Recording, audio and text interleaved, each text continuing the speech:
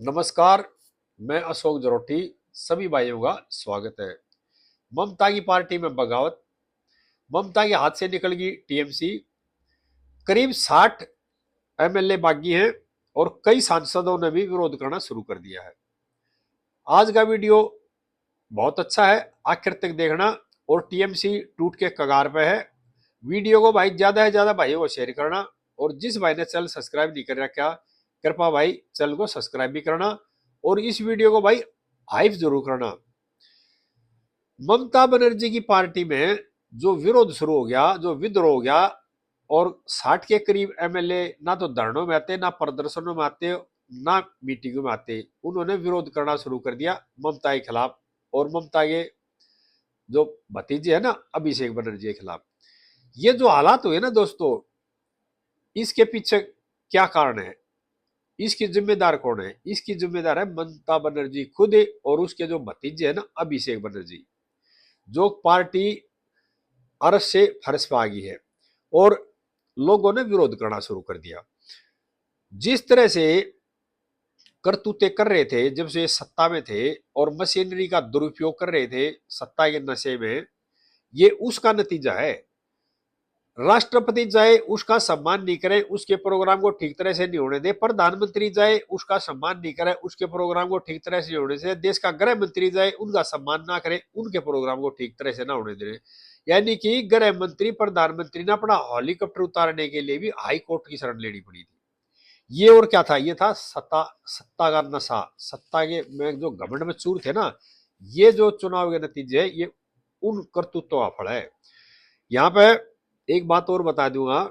RG medical college में जो doctor का रेप हुआ, जो मर्डर हुआ था, उसमें जो खेल किया था ममता बनर्जी ने, इसके भतीजे ने, यानी कि जो परिवार पीड़ित थे उनकी मदद तो नहीं की, लेकिन उनको डराया धमका, उनका शोषण किया। ये है कारण। और उस मामले में अब जैसे नई सरकार आई है ना, एक डीएसपी अरेस्ट हो लिया, 3 आईपीएस अधिकारी है ना वो सस्पेंड हो चुके हैं। क्यों? कहीं ना कहीं कड़ी जुड़ रही थी, क्यों बचा रहे थे? ऐसा क्या था अर्जुन को बचाएगा?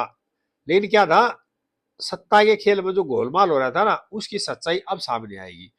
और जिस तरह से बंगाल के जो अंदर जो शासन था, जो लूट तंत्र चल रहा था, और जो वहां के नेता थे टीएमसी के, जिस तरह से घमंड में चूर होकर बातें कर रहे थे, यानी कि इंसान को इंसान नहीं समझ रहे थे और अपने लूट तंत्र को बढ़ावा देने के लिए मशीनरी का दुरुपयोग कर रहे थे, उल्टे सीधे बयान दे रहे थे, ना किसी का सम्मान कर रहे थे। ये उसका नतीजा है। टीएमसी के जो है ना, जो नेता है मुआ मोत्रा है, कल्याण बनर्जी है, अभिषेक बनर्जी है, डेरेक ओब्रायन है, ये जो जिस तरह से धड़ल्ले से खुले होकर बयान दे रहे थे, ना किसी नेता का कद देख रहे थे, ना किसी नेता का पद देख रहे थे, और जिस तरह से बयान दे रहे थे, ये उसका नतीजा है जो एकदम से टीएमसी धरातल मांगे टेक गई। ये इनके कुकर्मों का फल है, इनके कर्मों का फल है। नहीं तो जनता ने इनको 15 साल तक सत्ता में बैठाए रखा। अब क्यों उखाड़ के फेंका? क्यों? ये गलत काम कर रहे थे। बंगाल से बेरोजगारी नहीं मिटा पाए, नौकरी नहीं दे पाए, बंगाल में लूट तंत्र चल रहा था। ये भी है। अब जो सरकारी योजनाएं थी ना, सरकार ने शौचालय बनाने के लिए और कई योजनाएं जो फंड दिए थे, उन आदमियों से ही पैसे लेते थे। सरकार पैसे रिलीज करती थी, इनके जो गुंडे थे टोलेबाज, वो उससे कहते थे आधे पैसे यहाँ रख जा, यहाँ से सामान खरीद देंगे।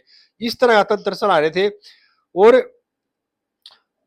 अभिषेक बनर्जी जिस तरह से घमंड में बयान दे रहे थे चुनाव से पहले, 4 मई के 12 बजे के बाद गृह मंत्री रुक कर दिखा देना, हमारी इजाजत से रोक रहे, इस तरह का जो घमंड दिख रहा है ना, ये उसका नतीजा है। अब जो टीएमसी के करीब 60 विधायक बागी हैं, या मैं सभी भाइयों की बात और बताना चाह रहे हूँ, खाली विधायक बागी नहीं है, सांसद भी बागी है। आज धरना दिया था दीदी ममता बनर्जी ने। उस धरने में यानी कि राज्यसभा के और लोकसभा के मिला करके टीएमसी के 40-42 एमपी हैं। उसमें से कितने रहते धरने में? 5, कुल 5 थे। और 80 एमएलए जीत के आए थे। उनमें से कितने थे? 7-8 एमएलए थे कुल। यानी कि इतनी बड़ी पार्टी, इतनी पुरानी पार्टी 15 साल सत्ता में रही बंगाल में, और विपक्ष की जो फर्राटेदार नेता मानते थे, धुरंधर फाइटर नेता मानते थे, अब उसका हाल देख लो क्या हो गया। यानी कि 42-43 एमपीओ में से 5-6 धरने सतल पर मौजूद थे, 80 एमएलए में से 7-8 एमएलए मौजूद थे। और ममता बनर्जी क्या आरोप किसका लगा रही है? मीडिया में। आज धरने में क्या भाषण दे रही थी ममता दीदी कि जो भारत की मेन स्ट्रीम मीडिया है ना, वो मेरे इस धरने को नहीं दिखाएगी। आप ऐसे करना, मेरे ट्विटर पे, मेरे अकाउंट पर जाकर देखना। मैं यहाँ ममता दीदी से कहना चाह रहा हूँ, ममता दीदी, आपके धरने में जो आपके कार्यकर्ता थे, जो जनता थी, उससे ज्यादा वहां पर पुलिस मौजूद थी, उससे ज्यादा वहां पर जो यूट्यूबर थे। जनता ने आपको नकार दिया है, और यही कारण है आपके एमएलए ने भी और आपके सांसदों ने भी पहचान लिया। अगर ममता दीदी को बंगाल की जनता ने नकार दिया है, इसलिए वे आपके साथ नहीं आए और इसलिए विरोध कर रहे हैं, और पार्टी टूट के कगार पर पहुंच गई है। यानी कि अर्श से बिल्कुल धरातल में आ गई है टीएमसी। और इसके जिम्मेदार कौन है? इसके जिम्मेदार भाई ममता बनर्जी है, अभिषेक बनर्जी है, जो अपने एमएलए के, अपने एमपीओ को, अपने कार्यकर्ताओं को साथ नहीं चले और इन लोगों ने मिलकर के एक छत्र राज किया। उसका नतीजा है जो आज धरने पर बैठ के ये कहना पड़ रहा है ममता बनर्जी को कि देश की मेन स्ट्रीम मीडिया में नहीं दिखाएगी। क्यों? जब आदमी नहीं है, जनता ने साथ छोड़ दिया, और आप बार बार आरोप लगा रहे हो चुनाव आयोग पे, आप बार बार आरोप लगा रहे हो केंद्र की एजेंसियों के ऊपर। आपने जो गलत काम किए थे उनके बारे में तो विचार किया नहीं।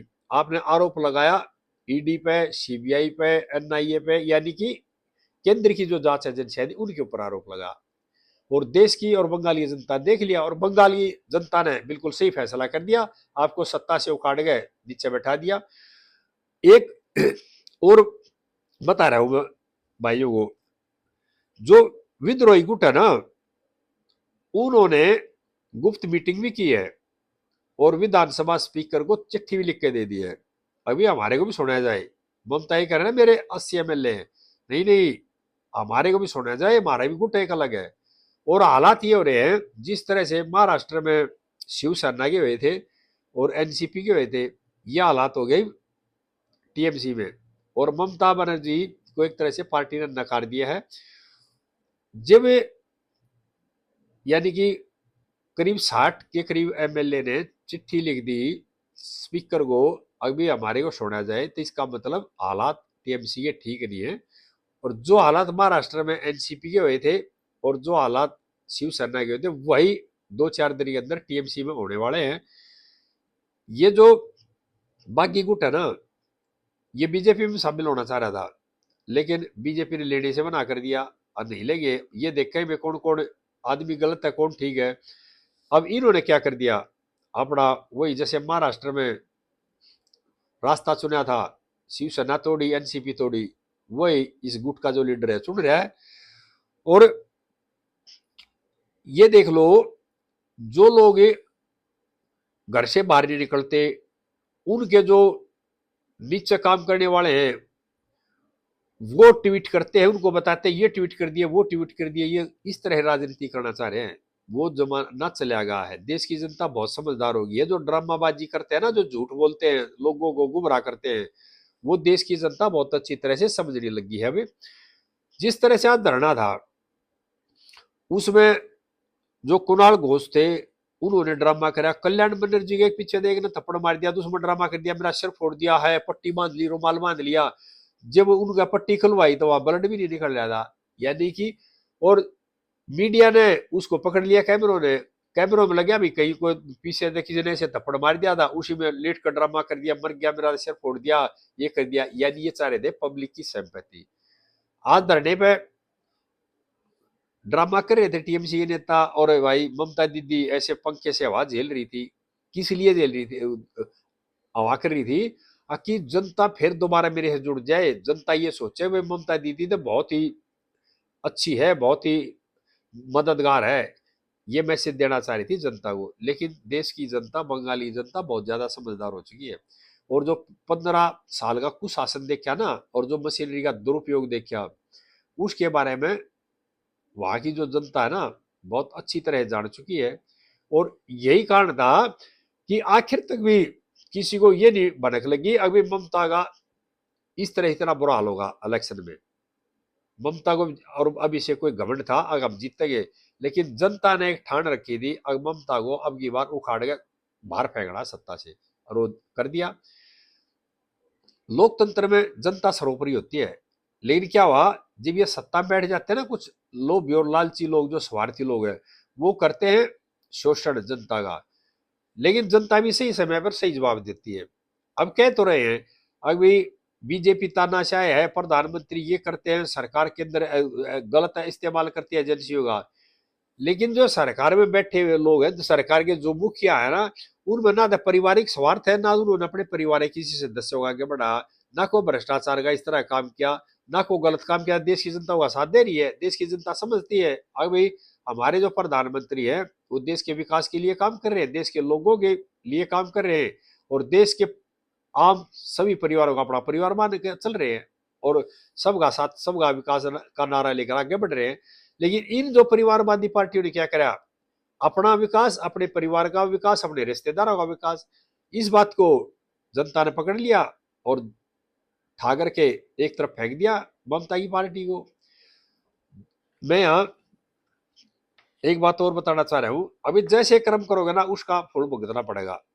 आप कोई भी करके देख लो, गलत काम करोगे तो नतीजा गलत मिलेगा, अच्छा काम करोगे तो उसका फल अच्छा मिलेगा। सभी भाइयों से प्रार्थना है इस वीडियो को आखिर तक देखें और ज्यादा से ज्यादा भाइयों को शेयर करें। आगे इस तरह की बातें को नई अपडेट आएगी फिर शेयर करते रहिए। जय देशवासियों।